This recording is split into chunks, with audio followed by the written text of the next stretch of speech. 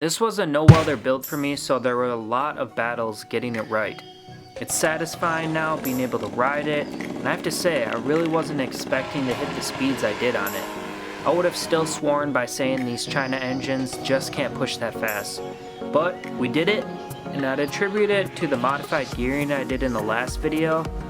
And since then, for this video, I want to note that I uninstalled the rocket timing key and I installed the modified flywheel. So hopefully you guys can give me a thumbs up on it, and thanks for checking it out.